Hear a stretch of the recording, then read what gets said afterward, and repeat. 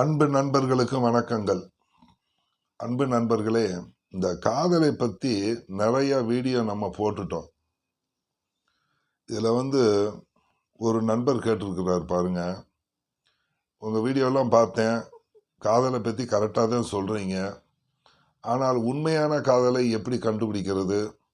அவங்க உண்மையிலே தான் லவ் பண்ணுறாங்களா, உடல் கவர்ச்சிக்கு லவ் பண்ணுறாங்களா, இல்லை லவ் பண்ணிட்டு விட்டுட்டு ஓடக்கூடிய அமைப்பில் ஏமாத்துக்கிறார்களா, குடும்பத்தில் உள்ளவர்கள்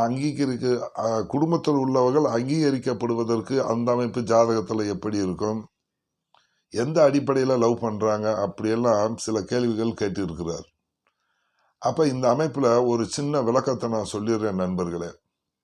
காதலை குறிக்கக்கூடிய பாவகம் 5ஆம் பாவகம். இது லக்கணம் தான் தீர்மானிக்கும். நீங்கள் நல்லவங்களா கெட்டவங்களா என்பதை லக்கணம் தான் தீர்மானிக்கிறது. லக்கணம் தான் வலு. லக்கணம் சுபமாக இருந்தால் அவன் உண்மை அப்படின்னு எடுத்துக்கலாம். லக்கண பாவம் இருந்தால் அவன் ஏமாத்துறியான் அப்படின்னு நம்ம எடுத்துக்கலாம். லக்கணத்தில் சனி செவ்வாய் இருக்கக்கூடிய அமைப்பில் ரஃப் அண்ட் டப்பானவர்கள், முன்னுக்கு முரணானவர்கள், அப்படிலாம் நிறைய வீடியோ நம்ம போட்டுட்டோம்.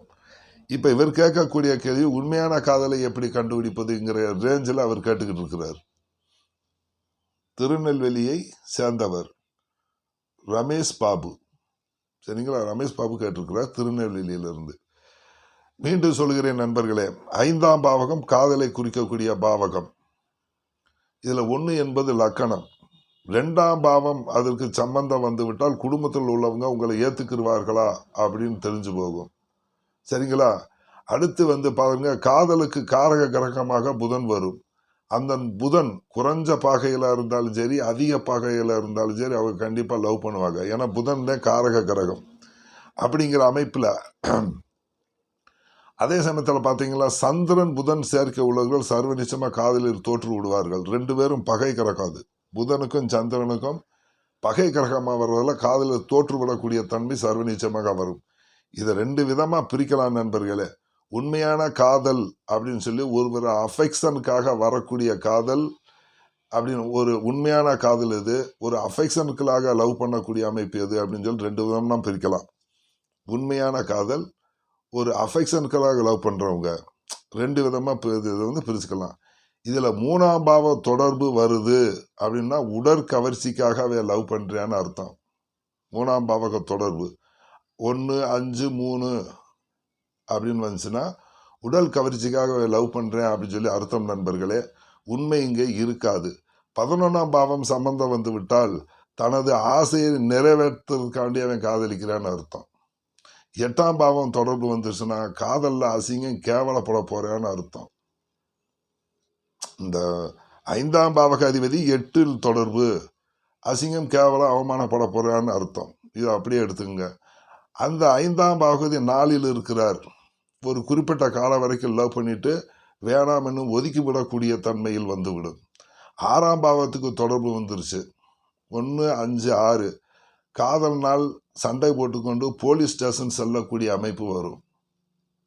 இதெல்லாம் பார்த்தீங்கன்னா இந்த 7.5 சனி ஜென்மச்சனி காலத்தில் நடக்கும் நண்பர்களே. ஏற்கனவே இது சம்பந்தமாக வீடியோ போட்டிருக்கோம். அவர் வீடியோ பார்த்தாரா என்னன்னு தெரியல. அவர் கேட்குறாரு, சரி அவர் கேட்குறாரு, அதுக்காண்டி இந்த விளக்கத்தை சொல்லிடுவோம்.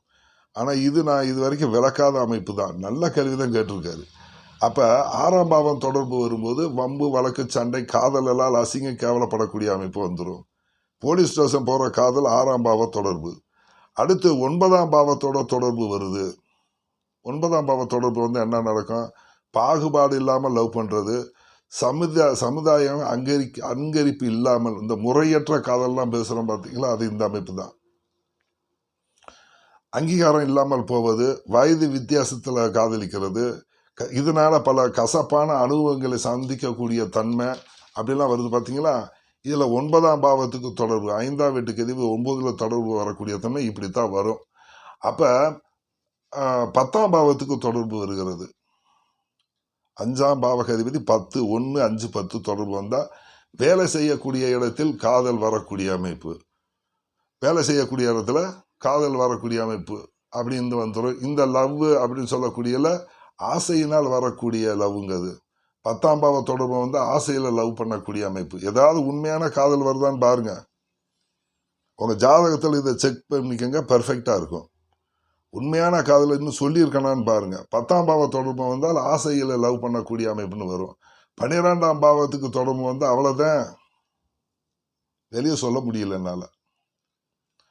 5ஆம் வீட்டுக்கு அதிபதி 12ல் இருக்க 1, 5, 12 தொடர்பு வருகிறது. வெளியே நான் சொல்ல முடியாது. இதை நீங்களா புரிஞ்சுக்குங்க. ரைட்டுங்களா? ஒரு காதலை தைரியமாக சொல்லக்கூடியதுக்கு செவ்வாயினுடைய தயவு நமக்கு தேவைப்படும். அப்ப செவ்வாயும் இங்கே புதனும் இணைந்தவர்கள் பெரியவர்களை மதிக்காம கொண்டு போய் ரிஜிஸ்டர் மேரேஜ் பண்ணிக்கிறாங்க.